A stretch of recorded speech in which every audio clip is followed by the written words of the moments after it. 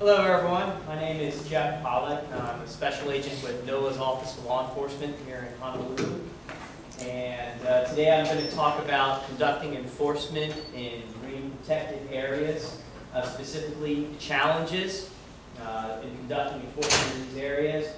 This discussion is more geared I'm gearing it towards resource managers of these sites. I'm not going to be getting into a lot of high technical details that we would maybe need in training for enforcement officers. I'm going to touch on some details. Let's move on here. First, you may be wondering what NOAA OLE is. Some of you may have never heard of us. We're a small agency. We are a federal law enforcement agency in the United States. We're under the U.S. Department of Commerce, under the National Oceanic Administration, under Fisheries Service. There we are. And we also carry out law enforcement functions for other parts of NOAA than just Fisheries Service. We are the law enforcement agency to enforce laws in the United States, the marine monuments, the national marine sanctuaries. So we are NOAA's law enforcement agency. We have special agents like myself who are usually plainclothes, and then we also have enforcement officers who are in uniforms. We have our Pacific Islands Division is based out of here in Honolulu, Hawaii. We also have an office in Guam and an office in American Samoa. And so that's who we are. We have a lot of responsibilities for a small agency. We have many laws that we enforce. We cover, for the exclusive economic zone of the United States here in the Pacific, our office, we enforce fishery laws in a vast amount of the EEZ. We also have responsibilities in the high seas under treaties that the United States is part of, such as the WCPFC. And we have many other laws we also enforce, including laws dealing with protected species, like the Marine Mammal Protection Act, the United States Federal Endangered Species Act, and many other laws. So it's a vast area. And we have marine protected areas. Our marine protected areas, I'm going to kind of categorize them into distant marine protected areas and near marine protected areas. And they both have different challenges to them. The distant marine protected areas, one that we get involved in a lot here in Hawaii is the Northwest Hawaiian Island Monument. There's other monuments, as you can see up on this PowerPoint, they keep us pretty busy. We have different issues in some of the different monuments, ranging from foreign fishing vessels, poaching in the United States waters or going into the monuments, people fishing in spa special protected areas, kind of a gamut of violations that may occur. And then we have there's near shore marine protected areas we get involved in. We have federal marine protected areas that are near shore, and then also in the various areas where we have offices, states and our partners, they have their own marine reserves and marine protected areas, and we actually do get involved in enforcement in those too, because a lot of the species that we protect visit, habitate, live in those protected areas, and thus when people unfortunately harass or violate the law in relation to those species, we get involved, even if they're not actually federal marine protected areas, like the Humpback Whale Sanctuary.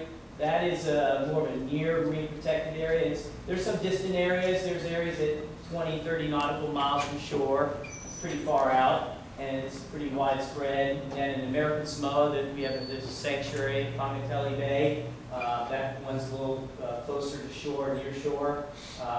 Over here, this is just an example of one of the state's marine reserves. A lot of people know this one by La Perouse Bay over in Maui. We get involved in that one a decent amount of time because there's a lot of dolphins that go there, and people like to get close and be friendly with the dolphins, and sometimes they get too close to the dolphins, and I'll talk a little bit more about that later.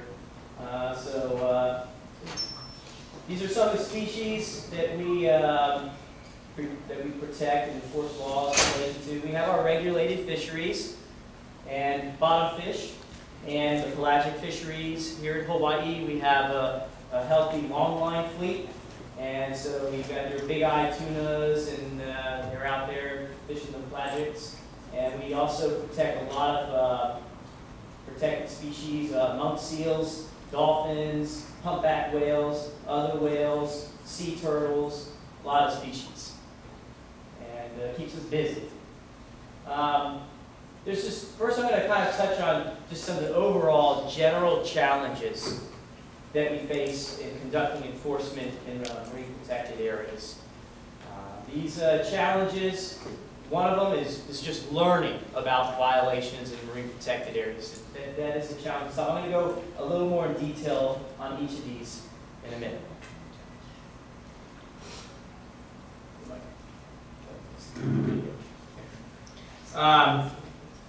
Another is having the resources and ability to actually be able to respond and deal with violations in the marine protected areas. And then having regulations that are enforceable and that get prosecuted. So these are kind of three general challenge areas. And the first is about learning about potential violations. This is a challenge, sometimes just because of the nature of marine protected areas, and that some of them are very far away, they can be very dispersed, spread out, and hard to cover a lot of areas. Law enforcement can only be at certain places, certain times, and so sometimes it's just even difficult even knowing that violations have occurred. A challenge in helping to learn about it is learn about violations is educating the public, so they better understand what a violation is. We have a lot of citizens who are very interested to report violations, and that's good, but it's important that the public understand what are violations, what is not violations. That way it also can help save their time.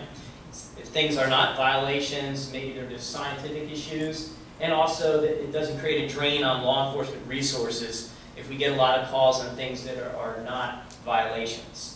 And then another issue of learning about potential violations is getting the information in a timely manner.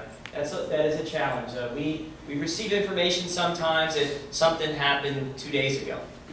And there's a lot of times it's not much law enforcement are going to be able to do unless information was received in a timely manner.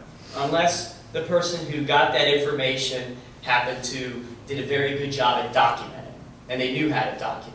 And I'll get a little bit more into documenting information in a little bit.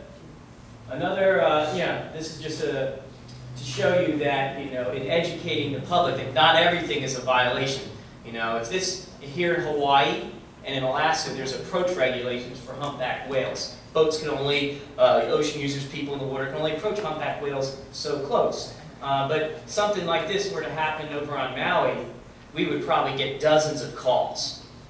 People would be calling, the phone would be ringing. There's a boat that's approached humpback whale, violation, violation. And it's not always a violation, and that's part of the educating the public. You can see on this photo, where most of the people are looking.